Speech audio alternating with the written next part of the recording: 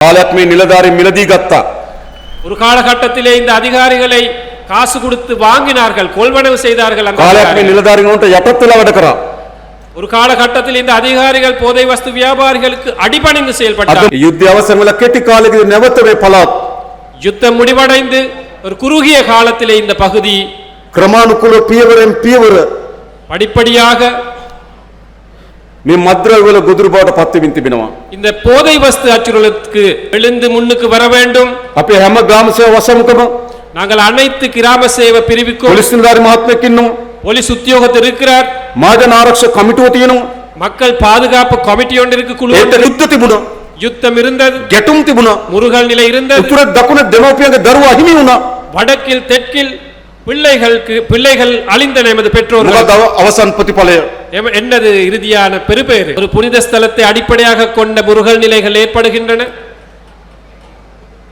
පෝයට සිල් ගන්න பௌர்ணமி அன்று அந்த சில்லெடுக்கும் பௌத்த ශ්‍රීමා மத බෝධින් වහන්සේ පහු කරලා යාපනයට එනවා.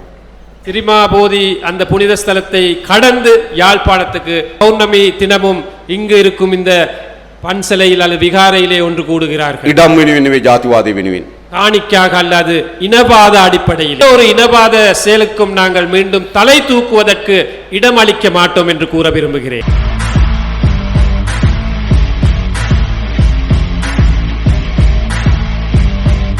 இந்த நேரத்திலே இங்கு வருகை தந்திருக்கும் அனைத்து மத தலைவர்களுக்கும் எனது வணக்கங்களை தெரிவித்துக் கொள்கின்றேன்.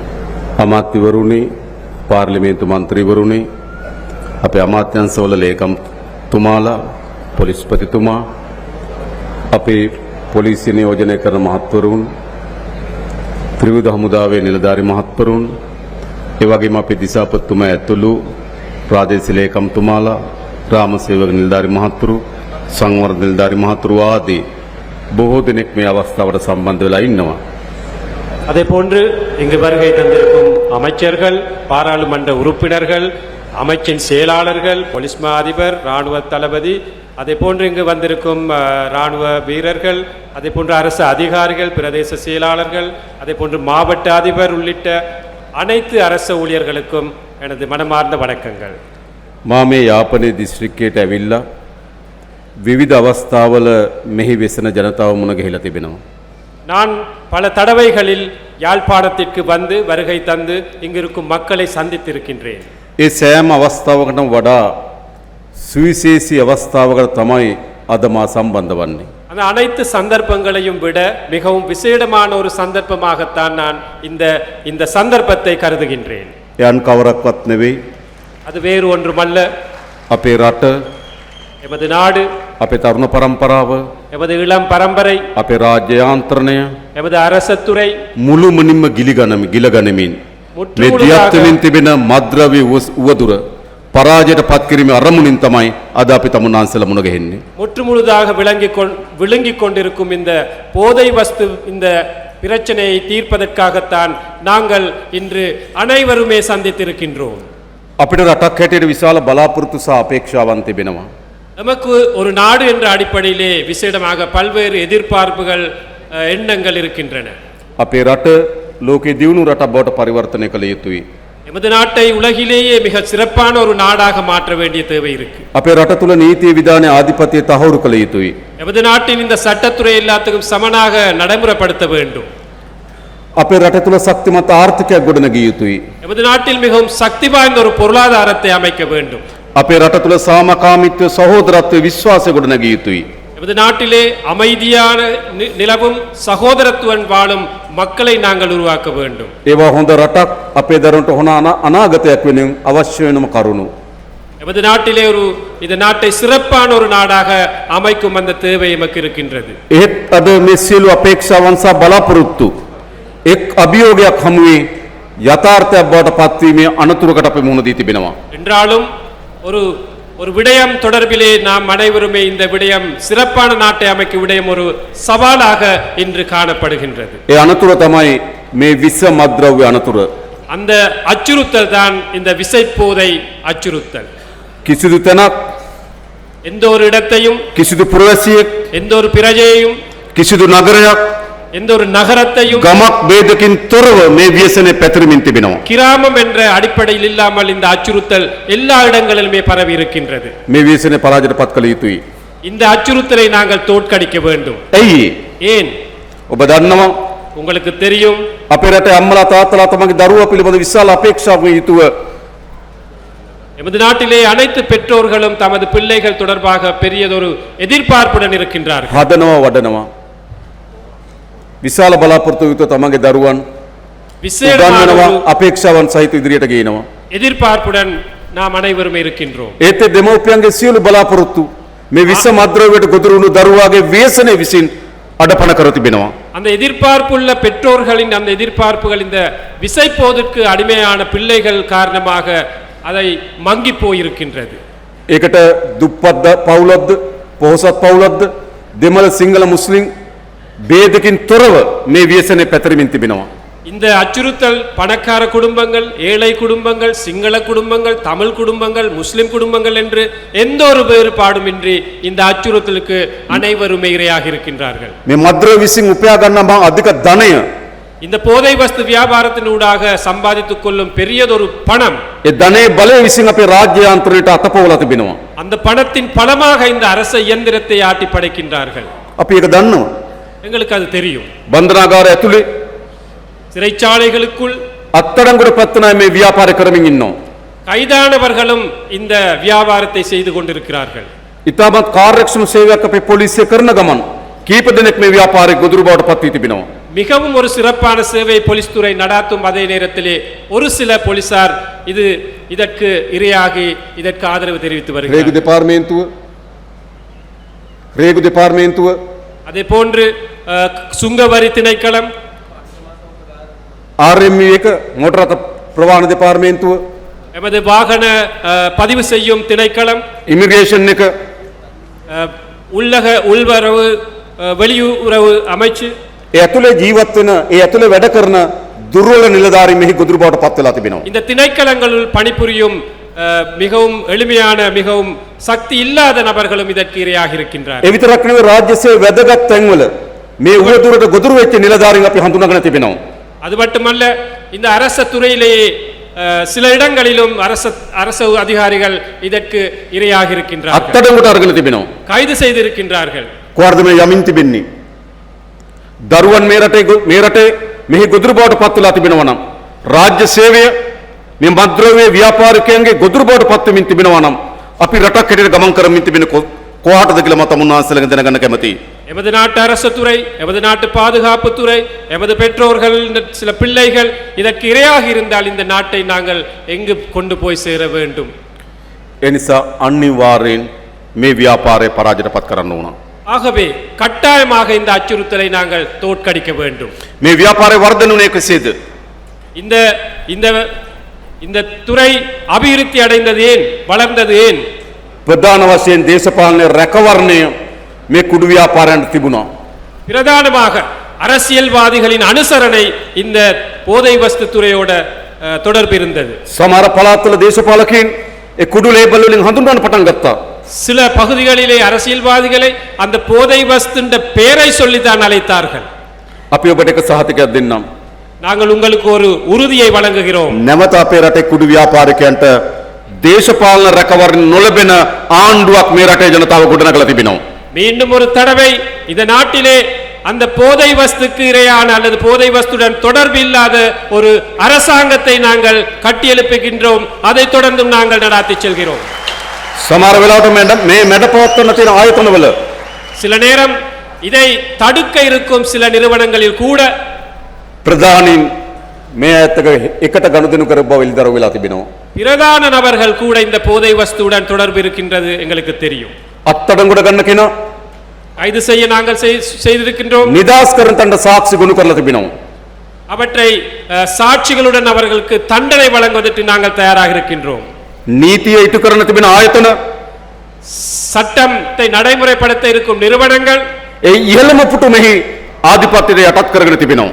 තිබුණු ඉතිහාසයක් තිබෙනවා. அதில் மேல் மட்டத்தில் நபர்களை கூட இந்த வியாபாரத்துடன் தொடர்புபடுத்தி இருக்கின்றார்கள் அந்த வியாபாரிகள். ඒවද වාර්තා වෙනවා.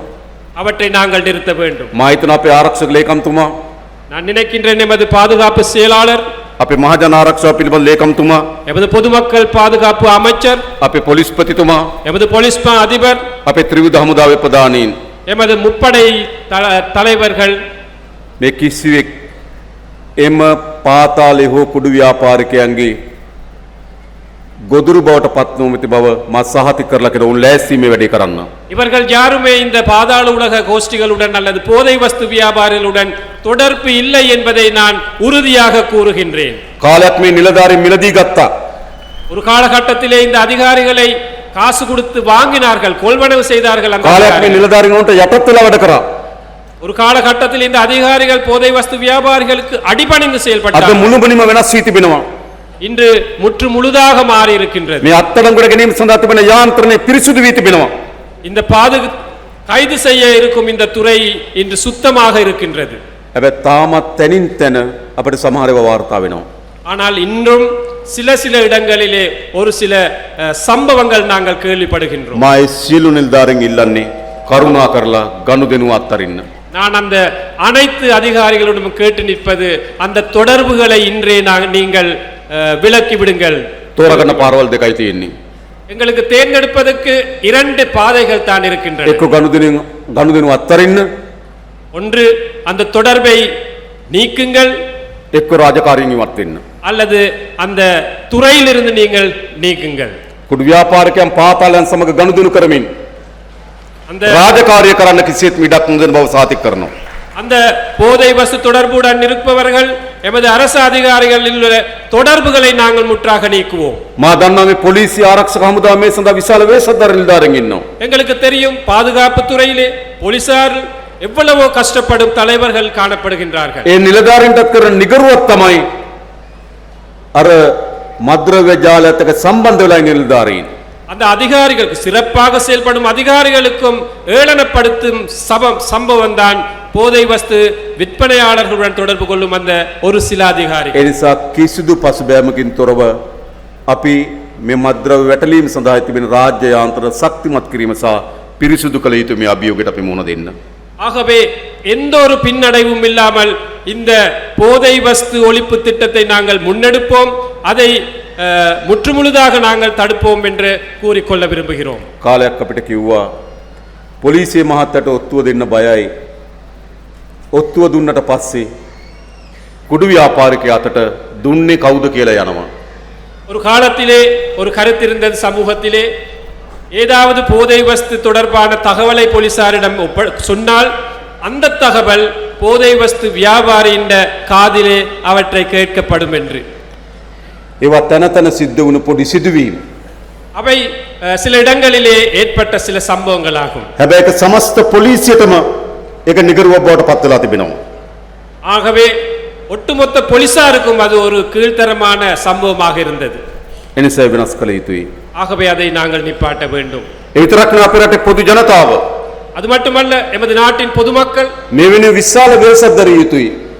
இதன் தொடர்பாக மிகவும் ஆழமாக சிந்திக்க வேண்டும், கஷ்டப்பட வேண்டும். ඔබ දන්න ඔබගේ දරුවා உங்களுக்கு தெரியும், உங்களது பிள்ளை මේ මද්‍රව්‍ය ව්‍යසනයේ ගොදුරක් බවට පත් වුණා මොකද සිද්ධ වෙන්නේ? இந்த போதை வஸ்து அச்சுறுத்தலே இரையாகினால் என்ன நடக்கும்? ඒ දරුවාගේ මුළු ජීවිතේම විනාශ වෙනවා.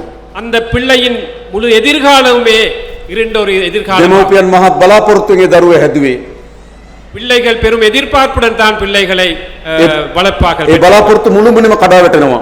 அந்த எதிர்பார்ப்புகள் முற்றாகவே சரிவடையும். ගම ඇතුලේ කුඩු ගෙදරක් කියලා නින්දාවට භාජනය වෙනවා. கிராமத்திற்குள் ஒரு போதை வஸ்துக்கு அடிமையான குடும்பம் என்று முழு கிராமமே அவற்றை ஓரம் காட்டுவார்கள். පොදු ජනතාවට මුහුණ දෙන්න බැරි තත්ත්වයක් ඇති වෙනවා. மக்களுக்கு முகம் கொடுக்க இயலாத ஒரு நிலை ஏற்படும். මුළු ගොදුරම මුළු ගෙදරම මෙහි ගොදුරක් බවට පත් වෙනවා. முழு வீடே அதன் இரையாக மாறும். නින්දාව අපහාස ලැබෙනවා. மிகவும் ஏளனமான இதுகள், வெட்கமான சம்பவங்கள் අපි இடம்பெறும். දක්වන විශාල තරුණයන් ප්‍රමාණයක් මේ ගොදුරු බවට පත් වෙලා තිබෙන බව. எமது நாட்டிலே இளைஞர்கள், கணிசமானவர்கள் இந்த அச்சுறுத்தலுக்கு இரையாக ඒ இருக்கின்றனர். මේ රටේ අම්මා තාත්තගේ දරුවෝ அது இந்த நாட்டு பெற்றோர்களுடைய பிள்ளைகள். හැම අම්මා තාත්තා වගේ මේ දරුවට අපේ අම්මලා තාත්තලා ආදරය කරා. எல்லா பெற்றோர்களையும் போன்று அந்த பிள்ளைக்கு அந்த பெற்றோர்களும் அன்பாக இருந்தார்கள். හැබැයි ඒ දරුවට අනාගතයක් නැති තත්ත්වයකට පත් වෙලා තිබෙනවා. ஆனால் அந்த பிள்ளை இன்று சமூகமே ஓரங்கட்டும் நிலைக்கு தள்ளப்பட்டிருக்கிறது. එනිසා රජයක් හැටියට තියෙන වගකීම මොකද්ද? ஆகவே ஒரு அரசு என்ற அடிப்படையிலே அரசாங்கத்துக்கு இருக்கும் பொறுப்புகள் මේ என்ன? ව්‍යසනය පරාජයට පත් කළ යුතුයි. இந்த அச்சுறுத்தலை தோற்கடிக்க வேண்டும். ඒ කිසිසේත්ම ආපසු හරවන ව්‍යායාමයක් නොවන බවට මා ඔබට සහතික කරනවා. இந்த நடவடிக்கையை ஒருபோதும் பின்னால் கொண்டு போக மாட்டோம், இதை முன்னோக்கி கொண்டு செல்வோம் என்று நாங்கள் இந்த நேரத்திலே கூற விரும்புகிறோம். මේ උතුරේ තරුණයන් කාලයක් இந்த வடக்கில் இளைஞர்கள் ஒரு காலம் යුද්ධයක පැටලලා විශාල විනාශයකට ගියා. யுத்தத்தில் சிக்கி மிகவும் பாரிய இன்னல்களுக்கு முகம் கொடுத்தார்கள். දෙමෝපියන් තමන්ගේ දරුවා ගැන සැකයෙන් බියෙන් ජීවත් වෙන්න පටන් ගත්තා. பெற்றோர்கள் தமது பிள்ளைகள் தொடர்பாக மிகவும் வேதனையுடன் கவலையுடன் இருந்தார்கள். ඒ යුද්ධය අවසන් වෙලා කෙටි කාලෙකදී නැවත මේ පළාත් யுத்தம் முடிவடைந்து ஒரு குறுகிய காலத்திலே இந்த பகுதி ක්‍රමානුකූල පියවරෙන් පියවර படிப்படியாக මේ මද්ද්‍රව්‍ය වල ගොදුරු බවට පත් වෙමින් තිබෙනවා. இந்த போதை வஸ்து அச்சுறுத்தலுக்கு இரையாக இருக்கின்றார்கள் அந்த இளைஞர்கள். අපිට ගොඩක් හම්බුනම කියන්නේ මොකද්ද? எங்களுக்கு பெரும்பான்மையான மக்கள் கூறுவது என்ன? අපේ පළාත්වලත් எமது பகுதிகளிலும் දැන් මේ ව්‍යසනය ඇවිල්ලා තිබෙනවා. இந்த அச்சுறுத்தல் பரவி இருக்கின்றது. මොනවාරි කරලා අපිට බේරලා දෙන්න කියලා අපෙන් ඉල්ලනවා. ஏதாவது செய்து இதிலிருந்து மீட்டு தாருங்கள் என்று கேட்கின்றார்கள். ගෙදරක දෙයක් තියාගන්න බෑ. ஒரு ගමක வீட்டில் දෙයක් තියාගන්න බෑ. ஒரு පොදු பொருளை- දේපලක් තියාගන්න බෑ. මේ සියල්ල ஒரு பொருளை මේ මද්ද්‍රව්‍ය வைத்துக் ගොදුරු බවට පත් වෙලා තිබෙනවා. ஒரு பொருளை வைத்துக் கொள்ள இயலாது, ஒரு சொத்தை வைத்துக் கொள்ள இயலாது, பணத்தை வைத்துக் கொள்ள இயலாது. இது இந்த அனைத்துமே இதற்கு இரையாக இருக்கின்றது. ඒ නිසා දේශපාලන අධිකාරී අපි තිර තීරණයක් කරන් තියෙනවා මේ පරාජයට පත් කරන බව. ஆகவே அரசியல் தலைவர்கள் என்ற அடிப்படையிலே ஒரு முடிவெடுத்திருக்கின்றோம், இதை எப்படியாவது நாங்கள் நிறுத்துவோம் என்ற முடிவு. අපේ ශ්‍රී ලංකා පොලිසිය අපේ ත්‍රිවිධ හමුදාව තිර අධිටනකින් ඉන්නවා මේ පරාජයට පත් කළ යුතු බව. எமது பாதுகாப்பு தரப்பினர், எமது போலீஸ் துறை மிகவும் உறுதியாக இருக்கின்றார்கள் இந்த அச்சுறுத்தலை தோற்கடிப்போம் என்று. හැබැයි අපිට ජනතාවගේ සහාය අවශ්‍යයි. ஆகவே எங்களுக்கு மக்களாகிய உங்களது ஒத்துழைப்பு ஆதரவும் தேவைப்படுகின்றது. මේ ව්‍යසනයේ ගම් නියම් ගම් දක්වා පැතිරලා තිබෙනවා. இந்த அச்சுறுத்தல் கிராம மட்டம் வரையும் நகரம் மட்டம் வரையும் எல்லா இடங்களிலுமே பரவி இருக்கு. ඒ නිසා මේ ව්‍යසනයේ පරාජයට පත් කරන්න ජනතාවගේ අවබෝධය ජනතාවගේ සහාය අවශ්‍යයි. ஆகவே இந்த அச்சுறுத்தலை தோற்கடிப்பதற்காக மக்களுடைய ஒத்துழைப்பு ஆதரவும் கட்டாயம் தேவைப்படும். මම ඔබෙන් එකක් අහනවා. நான் உங்களிடம் ஒரு கேள்வியை கேட்கின்றேன். මේ ව්‍යසනයේ පරාජයට පත් කළ යුතුද නැද්ද? இந்த அச்சுறுத்தலை தோற்கடிக்க வேணுமா வேண்டாமா? ඕම්. පරාජයට පත් කළ යුතුයි. ஆமாம், தோற்கடிக்க வேண்டும். අපි ලෑස්ති දේශපාලන අධිකාරිය අපේ රාජ්‍ය ආන්තර ලෑස්ති අපට තමුන්නාන්සලගේ සහාය වුණා. அரசியல் தலைவர்கள் என்ற அடிப்படையிலும் அரச துறை என்ற அடிப்படையிலும் இதை தோற்கடிக்க நாங்கள் முன் வந்திருக்கின்றோம். ඒ මද්ද්‍රව්‍ය වලට ඇබ්බැහි වුණු කෙනා ගමේ තවදුරටත් සැඟවුණු කෙනෙක් නෙවෙයි ගමේ අය දන්නවා.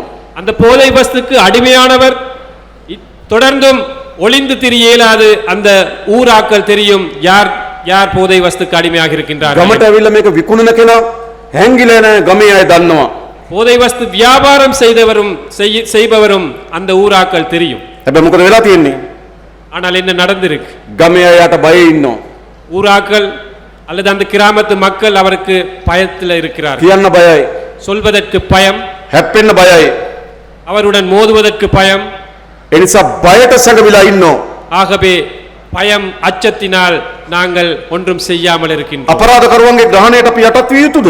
அந்த அந்த மோசடிக்காரர்கள், அந்த போதை வஸ்து வியாபாரிகள் ඉතා විනාශකාරී මද්ද්‍රව්‍ය වෙළෙන්දන්ගේ ග්‍රහණයට අපි බිය විය යුතුද? நாங்கள் அந்த போதை வஸ்து வியாபாரிகளுக்கு பயப்பட வேண்டுமா? බිය වෙන්න ඕන ඒගොල්ලෝ. பயப்பட வேண்டியது அவர்கள். හැබැයි බය වෙලා ඉන්නවා ගම්වල ජනතාව. ஆனால் நாங்கள் தான் பயந்து அச்சத்தில் இருக்கின்றோம். මම ඔබට කියන්නේ நான் உங்களுக்கு கூறுகிறேன், ඔබ නැගිටින්න ඉස්සරහට එන්න. நீங்கள் எழுந்து முன்னுக்கு வர வேண்டும். අපේ හැම ග්‍රාම සේවා වසමකම நாங்கள் அனைத்து கிராம சேவை பிரிவுக்கும் පොලිස් නිලධාරි මහත්මයෙක් ඉන්නවා. போலீஸ் உத்தியோகத்தர் இருக்கிறார். මහජන ආරක්ෂක කමිටුව තියෙනවා. மக்கள் பாதுகாப்பு கமிட்டி ஒன்று இருக்கு, குழு ඒත් ஒன்று. එක සාකච්ඡා කරන්න පටන් ගමු. அதில் நாங்கள் கதைப்போம் இதுகளை. අපේ නිලධාරි මහතුරු ඉන්නවා. எமது அதிகாரிகள் ඔබ இருக்கின்றார்கள். දන්නවා ගමේ මොකද්ද සිද්ධ වෙන්නේ කියලා? உங்களுக்கு தெரியும் கிராமத்தில் என்ன நடக்கின்றது என்று. අපි රට පුරා நாங்கள் முழு நாட்டிலுமே මහා ආරක්ෂක වලල්ලක් වගේ ஒரு பெரிய ஒரு பாதுகாப்பு அரணாக එකට වෙලිලා බැඳිලා ஒன்றாக பின்னி பிணைந்து මේ ව්‍යසනේ පරාද කරනවා කියලා තිර අධිෂ්ඨානයකට ආවොත් இந்த அச்சுறுத்தலை தோற்கடிப்போம் என்ற உறுதியான ஒரு முடிவுக்கு வந்தால் මේ පරාජයට පත් කළ හැකි. இதை தோற்கடிக்க முடியும். එවෙනි ඔබ ලෑස්ති වෙන්න. நீங்கள் அதற்காக தயாராக வேண்டும். අපි දන්නවා ඒ දරුවන් எங்களுக்கு தெரியும் அந்த பிள்ளைகள் ඒ විනාශය ගොදුරු බවට පත් වුණත් ඔවුන් අපේ දරුවන්. அவர்கள் இந்த அச்சுறுத்தலுக்கு இரையாகினாலும் அவர்கள் எமது ඔවුන්ට යලි හොඳ ජීවිතයක් ලබා දෙන්න ඕන. அவர்களுக்கு சிறப்பான ஒரு வாழ்க்கையை பெற்றுக் கொடுக்க வேண்டும். ගමේ කියන්නේ යට කුඩුකාරයා. கிராமத்திலே அவரை அழைப்பது சில நேரம் ගමේ குடுகாரர், කියන්නේ යට අපරාධකාරයා. கிராமத்திலே சொல்வது அவர் ஒரு அபராதர், ගමේ කියන්නේ යට දූෂිතයා. மோசடியானவர் என்று கூறுவார்கள். ගමේ යට කියන්නේ නාස්තිකාරයා.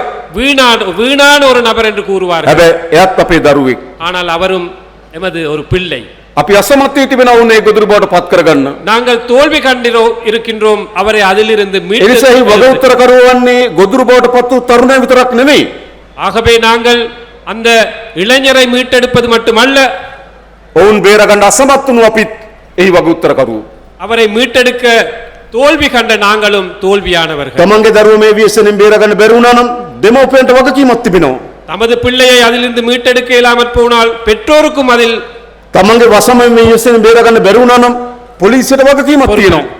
அதில் மீட்டெடுக்க இயலாமற் போனால் அந்த போலீசாருக்கும் அதில் பொறுப்பு இருக்கு. රට මේ ව්‍යසනයෙන් බේරගන්න බැරි නම් අපිට වගකීමක් තියෙනවා. நாட்டை இதிலிருந்து மீட்டெடுக்க இயலாவிட்டால் எமக்கும் அதில் பொறுப்பு ඒ இருக்கு. නිසාම වගකීම් පෑරීමේ හේතුව තමයි මේ දරුවන් මේ ගොදුරු බවට පත් වෙලා තිබෙන්නේ. ஆகவே அந்த பொறுப்பிற்கு நாங்கள் பொறுப்பு கூறாத குறையினால் தான் பிள்ளைகள் இதற்கு இரையாக இருக்கின்றார்கள். ඔහු ඉපදෙනකොට කුඩුකාරයෙක් නෙවෙයි. அவர்கள் பிறக்கும் போது ஒரு போதை வஸ்துக்கு அடிமையானவர் அல்ல. ඔහු ඉපදෙනකොට අපරාධකාරයෙක් නෙවෙයි. அவர் பிறக்கும் போது ஒரு அபராதத்தை செயற்படுத்துவர் அல்ல. இந்த රටක් හැටියට අපි අසමත් වී තිබෙනවට ආරක්ෂාව දෙන්න. ஆகவே ஒரு நாடு என்ற அடிப்படையில் எமக்கு அவருக்கு பாதுகாப்பு வழங்க எங்களுக்கு முடியுமாக இருக்கு. රටක් හැටියට අසමත් වී තිබෙනවා ඔහු රැකවරණය දෙන්න. ஆனால் ஒரு நாடு என்ற அடிப்படையிலே அவருக்கு மீட்டெடுக்க நாங்கள் தோல்வி ඒ கண்டிருக்கிறோம். නිසා තමයි මේ ලක්ෂ ගණනක් තරුණ මේ ගොදුරු බවට පත් වෙලා තිබෙන්නේ. ஆகவே லட்சக்கணக்கான இளம் யுவதிகள் இதற்கு இரையாக මෑතක இருக்கிறார்கள். සොයාගත් වාර්තාන පාසල් දරුවෝ මේ ගොදුරු බවට පත් වෙලා තිබෙනවා. கண்டெடுக்கப்பட்ட தகவலின்படி பாடசாலை மாணவ மாணவிகளும் இதில் இரையாக இருக்கிறார்கள். විශ්වවිද්‍යාලවල දරුවෝ මේ ගොදුරු බවට පත් වෙලා තිබෙනවා. பல்கலைக்கழகங்களில் மாணவ மாணவிகள் இதுக்கு இரையாக රාජ්‍ය இருக்கிறார்கள். සේවය වැදගත් ආයතන මේ ගොදුරු බවට පත් වෙලා තිබෙනවා. அரச துறையில் சில நிறுவனங்களில் பணிபுரியும் நபர்கள் இதுக்கு இரையாக இருக்கின்றார்கள். ඉතින් සෑම හස්සක් මුලක් නෑරම මේ ව්‍යසනයේ ගොදුරු බවට පත් වෙමින් තිබෙනවා. எல்லா மூலை முடுக்கு எங்கும் இந்த அச்சுறுத்தல் பரவி இருக்கின்றது. හැබැයි මේ ගොදුරු බවට පත් වුණාගේ කෙනාගේ විතරක් නෙවෙයි වගකීම. ஆகவே அதற்கு இரையாகிய நபர்களில் மட்டுமல்ல பொறுப்பு, ඔහුගේ විතරක් නෙවෙයි වැරද්ද.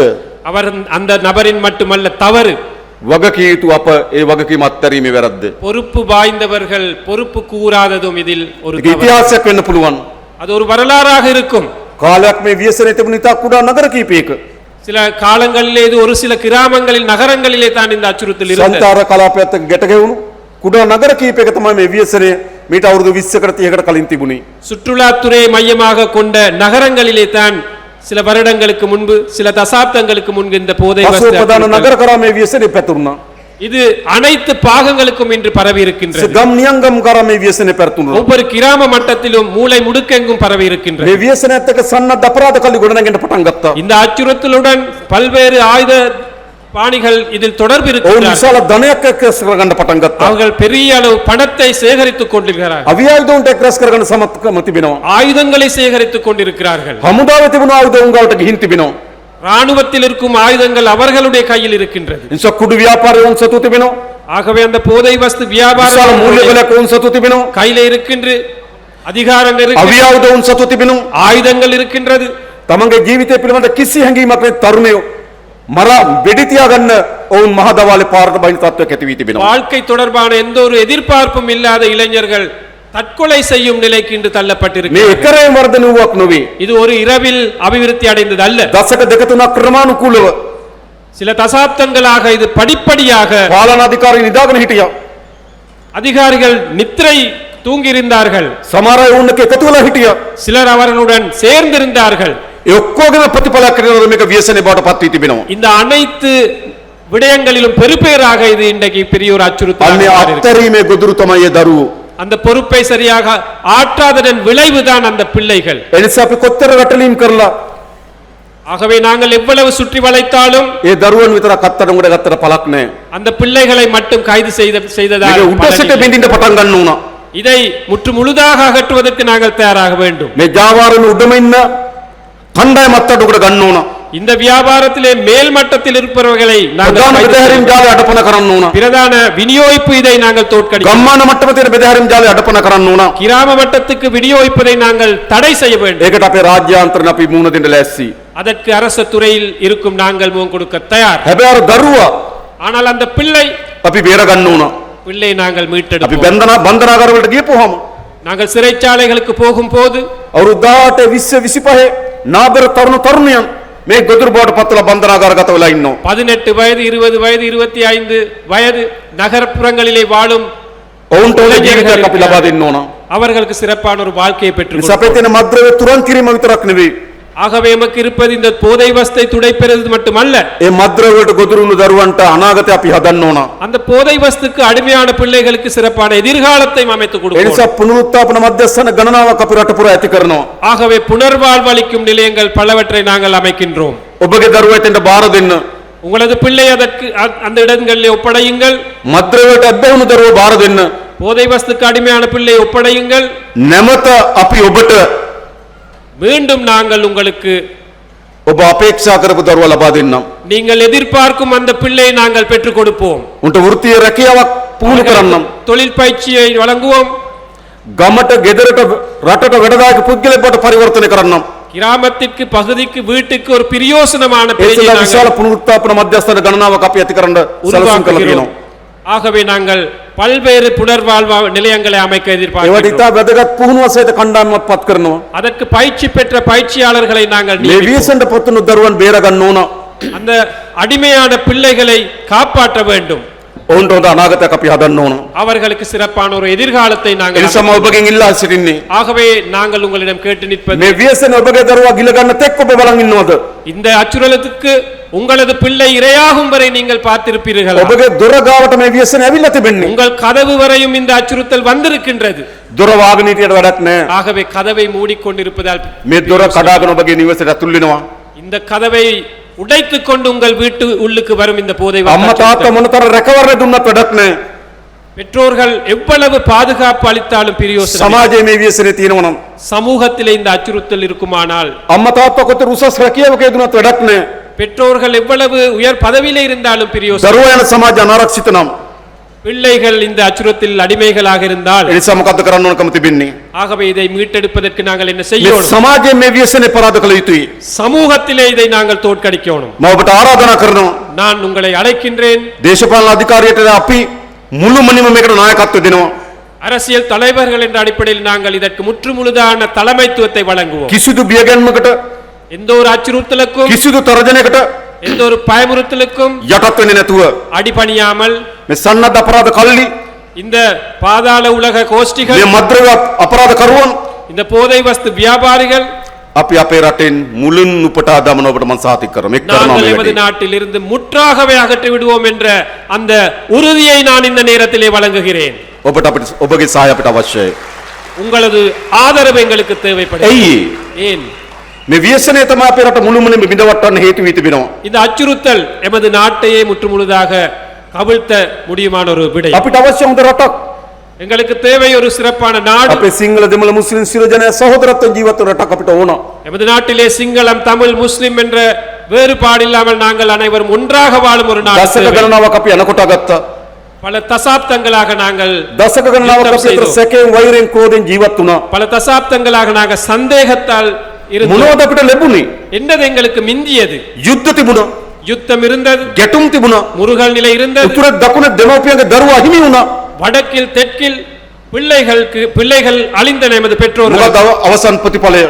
என்னது இறுதியான பெருபேறு? දරුවා අහිමි දෙමව්පියන්, பிள்ளைகள் இல்லாத பெற்றோர்கள், නිවාස අහිමි පවුල්, வீடுகள் இல்லாத குடும்பம், ස්වාමියා අහිමි බිරින්දෑවරුන්, கணவர் இல்லாத மனைவிமார்கள். අවසන් ශේෂපත්‍ර මහ ව්‍යසනයක්. இறுதியிலே மிகவும் கவலைகரமான நிலையை மிஞ்சியது. ඒ නිසා අපිට අවශ්‍යයි ஆகவே நமக்கு தேவை, යලි මේ රට කිසිසේත්ම இந்த நாட்டை ஒருபோதும் ජාතිවාදී ගැටුමකට නොයන, இனவாத முருகல் நிலைக்கு போகாத, ජාතික සමගිය මත தேசிய ஒற்றுமையின் அடிப்படையிலே සහෝදරත්වයෙන් ලෙන්ගතුකමෙන් ගොඩනැගෙන ජාතියක් අපි හදන්න ඕන. சகோதரத்துவமாக நல்லிணக்கமாக ஒன்று சேர்ந்த ஒரு தேசியம் ஒன்று, மக்கள் நாடொன்று நாங்கள் ඒ அமைக்க නිසා வேண்டும். කිසිදු තැනක ஆகவே எந்த ஒரு இடத்திலும் කිසිදු වර්ග ජාතිවාදයකට எந்த ஒரு இனவாதத்திற்கும் යලි மீண்டும் නැගිටීමට ඉඩ දෙන්නේ නැහැ. தலை தூக்க நாங்கள் இடமளிக்க மாட்டோம். මා දන්නවා තැනින් තැන ජාතිවාදී පොඩි ගුලි කැරකෙනවා. ஆனால் ஒரு சில இடங்களிலே இனவாத சம்பவங்கள் நடக்கின்றன. පූජා භූමියක් කේන්ද්‍ර කරගෙන ගැටුම් පවතිනවා. ஒரு புனித ஸ்தலத்தை அடிப்படையாக கொண்ட முருகல் நிலைகள் ஏற்படுகின்றன. පෝයට සිල් ගන්න பௌர்ணமி அன்று அந்த சில்லெடுக்கும் பௌத்த ශ්‍රීමා மத බෝධින් වහන්සේ පහු කරලා යාපනයට එනවා. திரிமாபோதி அந்த புனித ஸ்தலத்தை கடந்து யாழ்ப்பாணத்துக்கு வந்திருக்கின்றார். එතන සීලය නෙවෙයි අපි හාමුදුරුවෝ එතන තියෙන වෛරය. அந்த இடத்தில் கூட பகை வைராக்கியம் தான் காணப்படுகின்றன. නැත්තම් පන්සල් පූජනීය ස්ථාන විශාල ප්‍රමාණයක් පහු කරලා යාපනය එක තැනකට එනවා සිල් ගන්න. සීලය වෙනුවෙන් නෙවෙයි වෛරය වෙනුවෙන්. ஆகவே சில நேரங்களிலே அந்த தென்பகுதியில் இருக்கும் விகாரைகளை கடந்து சில பௌத்தர்கள் இங்கே வருகின்றார்கள் அந்த வடக்க ஸ்தலங்களை செய்வதற்கு அந்த தழுவல்கள் செய்வதற்கு. அது ඒ වගේම உண்மையான- සෑම දිනයකම ගිහිල්ලා සෑම පොයකටම ගිහිල්ලා පන්සල ගාව වට වෙනවා. ஆகவே அனைத்து பௌர்ணமி தினமும் இங்கு இருக்கும் இந்த பன்சலையில் அல்லது விகாரையிலே ஒன்று கூடுகிறார்கள். ඉඩම් වෙනුවෙන් නෙවෙයි ජාතිවාදී වෙනුවෙන්. காணிக்காக அல்லது இனவாத அடிப்படையிலே. මා අපේ බුද්ධ්‍යංශ වලට කිව්වා හොයලා බලන්න කියලා. ඒ හැම පොයටම ඇවිල්ලා එතන කෑ ගහන අය කාගේ හරි ඉඩමක් එතන තියෙනවද කියලා. நான் புலனாய்வுத்துறையை சொன்னேன். புலனாய்வுத்துறைக்கு ஒவ்வொரு பௌர்ணமி அன்றும் அங்கு வந்து ஆர்ப்பாட்டம் செய்யும் அந்த நபர்களுக்கு யாராவது அந்த இடத்திலே காணி இருக்கா என்று தேடி ඒ பாருங்கள். නිසා බලය අහිමි වී තිබෙන ජාතිවාදී කණ්ඩායම් ஆகவே அதிகாரத்தை இல்லாமல் செல்லும் இந்த இனவாத சக்திகள் කුඩා කුඩා තැන්වල යලි ජාතිවාදය උසවාරන්න උත්සාහ කරනවා. சின்ன சின்ன இடங்களிலே இனவாத சம்பவங்களை அடிப்படையாக வைத்து ஆர்ப்பாட்டங்கள் செய்கிறார்கள். ඒ කිසිදු ජාතිවාදී ප්‍රවණතාවයකට යලි අපේ රටේ හිස උසවන්න අපි ඉඩ දෙන්නේ නැහැ. எந்த ஒரு இனவாத செயலுக்கும் நாங்கள் மீண்டும் தலை தூக்குவதற்கு இடம் அளிக்க மாட்டோம் என்று கூற விரும்புகிறேன். අපිට ඕන ජනතාව ගහගන්න රටක් නෙවෙයි. எங்களுக்கு தேவை மக்கள் சண்டை பிடிக்கும் முருகல் நிலைப்படுது நாடு අපිට அல்ல. ඕන සහෝදරත්වයෙන් ජීවත් වෙන රටක්. எங்களுக்கு தேவை எல்லாமே நல்லிணக்கத்தோட ஒற்றுமையாக வாழும் ஒரு நாடு.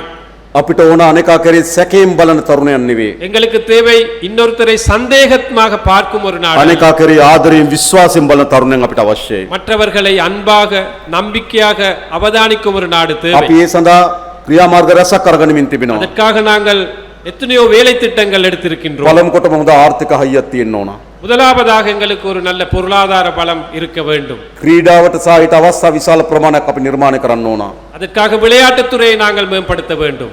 සාහිත්‍ය කලාව සංගීතය චිත්‍රපටයට මේ යාපනයේ අලුත් තත්ත්වයක් අපි හදන්න ඕනකම இதே තිබෙනවා. போன்று இலக்கியம் சினிமாத்துறை நாடகத்துறை போன்ற இந்த இலக்கியத்துறை இந்த யாழ்ப்பாண பகுதியில் நாங்கள் வளர்க்க අනේකා வேண்டும். කරේ වෛරයෙන් බලන මනස අයින් කරන්න ඕන. மற்றவரை பகையோடு பார்க்கும் அந்த மனநிலையை நாங்கள் இல்லாதொழிக்க வேண்டும். තෙතමනය සහ කම්පනය අනේකා ගැන ආදරය තියෙන සමාජයක් අපි හදන්න ඕන. மற்றவர் தொடர்பாக அன்பு செலுத்தும் ஒரு நபரை நாங்கள் உருவாக்க வேண்டும். අපේ ජනතාව එහෙම තමයි. எங்கள் மக்களுக்கும் தேவை அதுதான். මා දන්න මෙතන ඉන්න උතුරේ ජනතාව විශාල ප්‍රමාණයක්. எனக்கு தெரியும் இங்கிருக்கும் இந்த வடக்கில் வாழும் கணிசமான மக்கள் පළමු වතාවට වෙන්න පුළුවන් මා දකින්නේ. முதலாவது தடவையாக இருக்கலாம் சில நேரம் இன்றைக்கு சந்தித்தது. හැබැයි අපි විශ්වාස කරලා තිබෙනවා. ஆனால் எங்களை நம்பி இருக்கின்றார்கள். நம்பி අපි ආදරයෙන් வந்திருக்கிறார்கள். වැළඳගෙන තිබෙනවා. நாங்கள் எங்கள் அன்பாக நடந்து கொள்கிறார்கள்.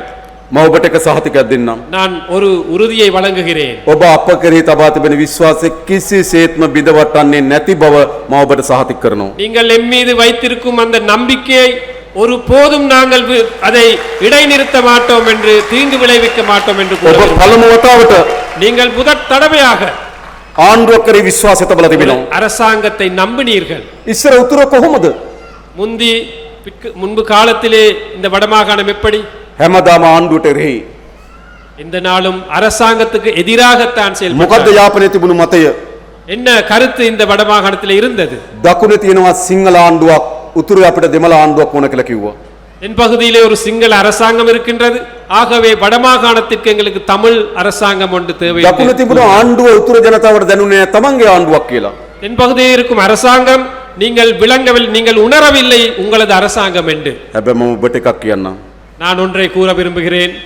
දකුණේ තිබුණු ආණ්ඩු දකුණු ජනතාවට දැනුනේත් නැහැ තමන්ගේ ආණ්ඩුවක් කියලා. தென் பகுதியில் இருந்த அரசாங்கங்களுக்கு தென்பகுதி மக்களுக்கும் ஒரு உணர்வு இருக்கவில்லை அந்த மக்களுடைய அரசாங்கம் என்று. උතුරට විතරක් නෙවෙයි දකුණටත් ඒ ආණ්ඩු නෙවෙයි. வடக்குக்கு மட்டுமல்ல தென்பகுதிக்கும் அவை அரசாங்கங்கள் அல்ல. ඉතා සීමිත පවුල් කීපයක උවමනා වෙනුවෙන් හදපු ආණ්ඩු. ஒரு சில குடும்பங்களின் தேவைக்காக அமைத்துக் கொண்ட அரசாங்கங்கள் அல்ல. තමගේ මිතුරන් වෙනුවෙන් හදපු ආණ්ඩු. தமது நண்பர்களுக்காக அமைத்துக் கொண்ட அரசாங்கங்கள், තමගේ ඥාතීන් වෙනුවෙන් හදපු ආණ්ඩු. தமது உறவினர் உற்றாருக்கு தேவையான ඒවා அரசாங்கம். තමයි ලංකා ඉතිහාසය හැදුණු ආණ්ඩු. அவை தான் இலங்கை வரலாற்று முழுவதும் அமைத்த ඔබ அரசாங்கம். ලංකාවේ පළමු වතාවට இலங்கையிலே முதற் தடவையாக ජනතාවගේ ආණ්ඩුවක් හැදලා තිබෙනවා. மக்களுடைய ஆட்சி ஒன்று மலர்ந்திருக்கின்றது. අද යාපනයේ ජීවත් වෙන ඔබ විශ්වාස කරන එක ඔබේ ආණ්ඩුවක් කියලා. இன்று யாழ்ப்பாணத்தில் வாழும் மக்கள் நம்புகிறார்கள் அவர்களுடைய அரசாங்கம் என்று. දකුණේ ජනතාවත් එහෙමයි. தென்பகுதி மக்களும் அப்படித்தான். ඒ නිසා පළමු වතාවට ஆகவே முதற் தடவையாக උතුර දකුණ නැගෙනහිර வடக்கு தெற்கு கிழக்கு என்ற வேறுபாடு இல்லாமல் සිංහල දෙමළ මුස්ලිම් சிங்களம் தமிழ் முஸ்லிம் සියලු දෙනාගේ ගෞරවයට ආදරයට භාජන වූ ආණ්ඩුවක් හැදලා තියෙනවා. அனைத்து மக்களுடைய மதிப்பை பெற்றுக் கொடுக்கும் அரசாங்கம் அமைந்திருக்கின்றது. ඒක තමයි වැදගත්ම හැරවුම. அதுதான் மிக முக்கியமான திருப்பு முனை. සැක කරමින් අපිට ඉස්සරහට යන්න බෑ. சந்தேகத்தோடு எங்களுக்கு எதிர்க்கு போக இயலாது. වෛරයෙන් ක්‍රෝධයෙන් අපිට ඉස්සරහට යන්න බෑ. பகை முரண்பாடு காரணமாக எங்களுக்கு முன்னுக்கு අපි போக ඉස්සරහට இயலாது. යන විශ්වාසය තියෙන්න ඕන. எங்களுக்கு முன்னுக்கு செல்ல வேண்டுமானால் நம்பிக்கை இருக்க வேண்டும். මා දන්නවා ඔබ අපිව විශ්වාස කරනවා. எனக்கு தெரியும் நீங்கள் எங்களை நம்புகிறீர்கள். නිසා අපිට අලුත් අවස්ථාවක් ලැබිලා තිබෙනවා. ஆகவே எங்களுக்கு புதிய ஒரு சந்தர்ப்பம் கிடைத்திருக்கிறது. ලංකාවේ පළමු වතාවට இலங்கையின் முதற் தடவையாக සියලු ජනයාගේ විශ්වාසය දිනාගත්තු ආණ්ඩුවක්. அனைத்து மக்களுடைய ஆதரவு பெற்றுக்கொண்ட ஒரு அரசாங்கம். ඒ තමයි අපේ රට ගොඩනැගීමේ පදනම. அதுதான் நமது நாட்டை கட்டியெழுப்பும் அடித்தளம். ඒ පදනම මත අපි මේ රට ගොඩනගනවා. அந்த அடித்தளத்தை வைத்து நாங்கள் இந்த நாட்டை අපි கட்டியெழுப்புவோம். නීතිය විධාන ආධිපත්‍යය තහවුරු කරනවා.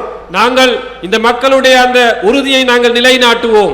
සිංහලද දෙමළද මුස්ලිම්ද சிங்களமா தமிழா முஸ்லிமா என்ற வேறுபாடு இல்லாமல், ධනය තියනවද ධනය නැද්ද காசு இருக்கா இல்லையா என்று பார்க்காமல், කිසිදු ભેදකින් තොරව எந்த ஒரு வேறுபாடும் இல்லாமல் හැම කෙනාටම සාධාරණව නීතිය ඉටු වෙන රටක් අපි அனைத்து ගොඩනගමින් තිබෙනවා. மக்களுக்கும் சட்டம் சரியாக இயங்கும் ஒரு நாட்டை நாங்கள் கட்டியெழுப்புவோம். ඒ අවශ්‍ය අපේ රට ගොඩනගන්න. அவை தேவை எமது நாட்டை கட்டியெழுப்ப. නීති විධාන ආධිපත්‍ය සාධාරණ ලෙස ස්ථාපිත කළ යුතුයි. இந்த சட்டத்துறையை நியாயமான முறையில் நாங்கள் நிலைநாட்ட வேண்டும். ඊළඟ මේ ජාතික සමගිය පදනම් මත அதே போன்று இந்த தேசிய ஒற்றுமையின் அடித்தளத்தின் அடிப்படையிலே අපේ ආර්ථික විශාල පදනමක් දැමිය යුතුයි. எமது பொருளாதாரத்திற்கு நாங்கள் ஒரு අපි පදනම அடித்தளத்தை ඇති කරමින් තිබෙනවා. போட வேண்டும். எமது நாடு விரையாகி வருகின்றது. 2025 වසර ගත්තොත් 2025ஆம் ஆண்டு ලංකා ඉතිහාසයේ இலங்கை வரலாற்றிலே සෑම ආර්ථික දත්තයකින්ම හොඳම දත්ත ප්‍රමාණයක වාර්තා කරපු වසර 2025.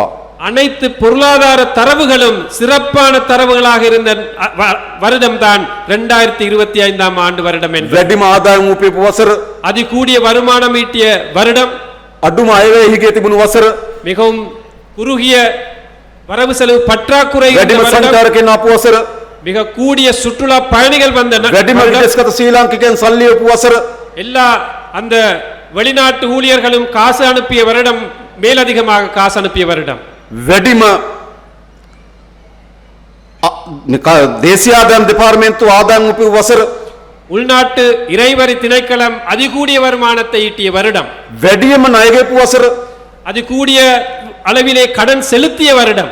ආර්ථික සාධකවලින් අපි ඉස්සරහට යමින් තිබෙනවා. பொருளாதார ரீதியாக நாங்கள் முன்னோக்கி செல்கிறோம். අපි ආර්ථිකය කොච්චර උඩ ඉහළ සාධකවලින් ඉස්සරහට ගියත් වැඩක් නැහැ. பொருளாதாரம் எந்த அளவு வளர்ந்தாலும் பிரயோசனம் இல்லை. ඒ ආර්ථිකයේ ප්‍රතිලාභ ජනතාවට ගලාගෙන එන්න ඕන. அந்த பொருளாதாரத்தின் விளைவுகள் பயன்கள் மக்களுக்கு வந்து சேரணும். ආර්ථික දත්තවල විතර සම්පූර්ණ වෙලා වැඩක් නැහැ. பொருளாதார தரவுகளால் மட்டும் පහළට ගලාගෙන එන්න ඕනකම තිබෙනවා. கீழ்மட்டம் வரை இதை செல்ல வேண்டும். ඉතින් අපි ඒ සඳහා நாங்கள் அதற்காக මේ අවුරුද්ද නිවාස 50000කට වඩා වැඩි ප්‍රමාණයක් මේ අවුරුද්දේ මුල් ගල තබලා වැඩ අවසන් කරන ගෙවල් 50000ක් ගෙවල් නැති මිනිස්සුන්ට இந்த வருடத்தில் மட்டும் கிட்டத்தட்ட 50,000க்கும் மேற்பட்ட வீடுகளை அடிக்கல் நாட்டி இந்த வருடத்திலேயே நிறைவு செய்வதற்காக நாங்கள் මේරට எதிர்பார்க்கிறோம். ගොඩනගන ශක්තිමත් රාජ්‍ය සේවයක් වුණා. அதே போன்று இதை நடைமுறைப்படுத்த எங்களுக்கு உறுதியான ஒரு அரசுத்துறை தேவை. වසර ගණනාවකට පසුව பல வருடங்களுக்கு பின்பு රාජ්‍ය සේවයට 75000ක් බඳව ගන්න තීරණය කරලා තිබෙනවා. அரசுத்துறைக்கு 75,000 பேர் இணைத்துக் கொள்வதற்கு முடிவு செய்திருக்கிறோம். පොලිසියට බඳව ගන්නවා நாங்கள் போலீஸ் துறைக்கு இணைத்துக் கொள்கிறோம். 10000 පොලිසියට බඳව ගන්නවා. 10,000 பேரை நாங்கள் போலீசாராக இணைத்துக் கொள்கிறோம். මම අපේ යාපනයේ අම්මලා තාත්තලාගෙන් ඉල්ලා හිටිනවා. நான் இந்த யாழ்ப்பாண பெற்றோர்களிடம் கேட்டு நிற்பது, අපිට අවශ්‍ය දෙමළ භාෂාවෙන් කතා කරන නිලධාරීන් ඉන්න පොලිසියක්. எங்களுக்கு தேவை தமிழ் மொழியிலே செயல்படும் போலீசார். පොලිසියට ගිහලා පැමිණිල්ල කරන්න තමන්ගේ භාෂාවෙන් පැමිණිලි ලියාගන්න නිලධාරියෙක් ඉන්න ඕන. போலீஸ் துறைக்கு போலீஸ் நிலையத்துக்கு போனால் அந்த முறைப்பாடு தமிழ் மொழியிலே செய்யக்கூடிய நபர்கள் இருக்க வேண்டும். දැනට ඒ වගේ හිගයක් තියෙනවා. போலீஸ் துறையிலே அவ்வாறான ஒரு குறைபாடு இருக்கின்றது. ඒ නිසා මේ පොලිසියට ඔබගේ දරුවන් බඳවා ගන්න. ஆகவே போலீஸ் துறைக்கு இணைத்துக் கொள்ள நாங்க අපි தயாராக ත්‍රිවිධ හමුදාවට නිලධාරීන් බඳවා ගන්න තීරණය අරන් තිබෙනවා. முப்படைகளுக்கும் நபர்களை இணைத்துக் கொள்ள நாங்கள் එවන් ඕගොල්ලන්ගේ දරුවන් ඒවට அவற்றுக்கு உங்களது பிள்ளைகளை அனுப்புங்கள். අපිට ඕන හැම භාෂාවෙන්ම කතා කරන පොලිසිය. எங்களுக்கு தேவை அனைத்து மொழிகளிலும் செயல்படக்கூடிய අපිට අවශ්‍ය நபர்கள். හැම භාෂාවම නිපුණතාවය තියෙන හමුදාවක්. நமக்கு தேவை எல்லா மொழிகளிலும் சிறப்பான ஒரு முப்படை. ඒතර තමයි හැම කෙනාට සමාන බව දැනෙන්නේ. அப்பத்தான் எல்லாருக்குமே ஒரு சமனான ඒ නිසා අපි ආර්ථික ප්‍රතිලාභ පහලට ගලාගෙන යවන්නම්. ஆகவே பொருளாதாரம் கீழ்மட்டம் வரையும் கடந்து வரும். මේ දිට්ඨව කුණාටුවේ විනාශ වුණු කුසිකර්මාන්තර අපි වන්දි ගෙවනවා. සතුන් නැතුණා නම් ඒවට වන්දි ගෙවනවා. டிட்வாசுலி இந்த சூறாவளியில் பாதிக்கப்பட்ட நபர்களுக்கு நாங்கள் உதவிகளை செய்து வருகிறோம். අපිට ඕන ආර්ථික ප්‍රතිලාභ ගම්වල ජනතාවට ගලාගෙන ආර්ථිකයක් හදන්න. எங்களுக்கு தேவை அந்த பொருளாதாரத்தின் விளைவுகள் பயன்கள் கீழ்மட்டம் வரையும் கடந்து வரணும். අපි හිතනවා நாங்கள் நினைக்கிறோம் අපේ රටේ දුප්පත්කම මුලින් නුපුටා දමන ආණ්ඩුව බවට අපේ ආණ්ඩුව පත් වෙනවා. எமது நாட்டிலே வறுமையை ஒழித்து கட்டும் அரசாங்கமாக எங்களது அரசாங்கம் திகழும் என்பதை நான் கூற விரும்புகிறேன். කිසිදු පවුලක් எந்த ஒரு குடும்பமும் ඉන්ද නිවාහනක් නැතුව ஒரு வீடு இல்லாமல் හොඳ ආදායම් මාර්ගයක් නැතුව ஒரு வருமான வழி දරුවන්ට இல்லாமல் අධ්‍යාපනයක් නැතුව பிள்ளைகளுக்கு கல்வி இல்லாமல் නිරෝගී සම්පන්න ජීවිතයක් නැතුව ஒரு நல்ல சுகாதாரத்துறை இல்லாமல் මානසික නිදහසක් නැතුව ஒரு உளரீதியான நிம்மதி இல்லாமல் කිසිදු පවුලක් අපේ රටේ ජීවත් වෙන්න ඕනේ எந்த නැහැ. ஒரு குடும்பமும் எது நாட்டிலே வாழக்கூடாது. අපිට කාලයක් යයි. அதற்கு சில காலங்கள் අපේ கடக்கலாம். අපේක්ෂාවක් තිබෙනවා. ஆனால் எங்களது எதிர்பார்ப்பு ஒன்று இருக்கு. අපේ රටේ හැම අම්මා තාත්තා කෙනෙකුටම எமது நாட்டில் அனைத்து பெற்றோர்களுக்கும் නොතෙමින්න ගෙයක් දොරක් நனையாமல் இருக்க ஒரு வீடு, දරුවන්ට හොඳ අධ්‍යාපනයක් பிள்ளைகளுக்கு நல்ல கல்வி, නිරෝගී සම්පන්න ජීවිතයක් நல்ல சுகாதாரத்துறை, හොඳ ආදායම් මාර්ගයක් நல்ல வருமான வழி, මානසික නිදහස සහිත පුරවැසියන් බවට පත් කරන්න. உளரீதியாக ஒரு நிம்மதியான நபர்களை பிரஜைகளை நாங்கள் உருவாக்க ඒක வேண்டும். තමයි හිනාව පිරුණු මුහුණු අපිට හම්බෙන්නේ. சிரிப்பு புன்சிரிப்பு உள்ள முகங்களை நாங்கள் ඒක காணோம். තමයි අපිට සතුටින් පිරුණු මිනිස්සු මුණ ගැහෙන්නේ. அப்போதுதான் சந்தோஷமாக இருக்கும் நபர்கள் நாங்கள் ඒක சந்திப்போம். තමයි දුක වියලුණු මිනිස්සු අපිට මුණ ගැහෙන්නේ. அப்போதுதான் கவலை இல்லாத மனிதர்கள் சந்திப்போம். අපිට එහෙම රටක් ගොඩනැගීමේ අපේක්ෂාව තියෙනවා. அவ்வாறான ஒரு நாட்டை கட்டியெழுப்பும் தேவை எமக்கு இருக்கு. ඒ නිසා අපි ඔබට ආරාධනා කරන්නේ ஆகவே நாங்கள் உங்களை அழைக்கின்றோம். අපි ඊටම ශක්තිමත්ව நாங்கள் மிகவும் உறுதியாக මේ රට ගොඩනැගීමේ ව්‍යායාමයට ඔරදිමු. இந்த நாட்டை கட்டியெழுப்பும் அந்த செயல்பாட்டுடன் මා දන්නවා මේ ஒன்றிணைவோம். විශාල කාර්යභාරයක් තියෙන අපේ රාජ්‍ය නිලධාරීන්ට. இதில் மிகப்பெரிய பங்கு எமது அரசு මෙතන ඉන්න அதிகாரிகள் ග්‍රාම සේවක මහතුරු, இங்கு இருக்கின்றார்கள். கிராம சேவக ආර්ථික සංවර්ධන නිලධාරීන්, பொருளாதார அந்த டிஓமார்கள், ඒ වගේම සමෘද්ධි නිලධාරීන්, அதே போன்று சமுர்தி මේ உத்தியோகத்தர்கள், ආදී පහළ ශේෂ්ත්‍ර වැඩ කරන ග්‍රාම මට්ටමේ වැඩ කරන නිලධාරි මහතුරු ඉන්නවා. கிராம மட்டத்திலே பணிபுரியும் நபர்கள் இருக்கின்றீர்கள். අපි විශාල මුදල් ප්‍රමාණයක් ගමේ සංවර්ධන සඳහා මේ අයවැයලයකට වෙන් කරලා තිබෙනවා. நாங்கள் இந்த கிராமத்தை கட்டியெழுப்புவதற்காக பெருமளவு நிதியை ஒதுக்கி இருக்கின்றோம். හැබැයි ඒවා වියදම් කරලා වැඩ කරන්න පුළුවන්කම ලැබෙන්නේ තමුන්වහන්සේලා වැඩ කරොත් විතරයි. அவற்றை சரியான முறையிலே பயன்படுத்த முடிவது நீங்கள் ඒ சரியாக අවුරුද්දේ අපි මේ යාපනයේ ගම්වල පාරවල් හදන වෙන් කරා.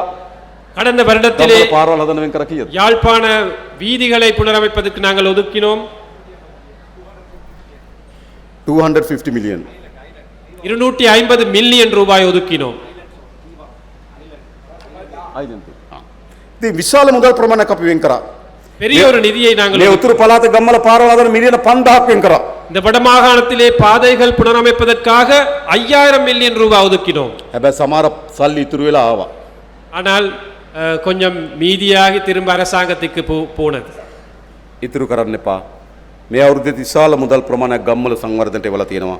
ඔයගොල්ලෝ වැඩ කරන්න ඒ මුදල් ටික ගමේ ජනතාවට අවශ්‍ය වෙන පහසුකම් ටික හදන්න මැදිහත් වෙන්න.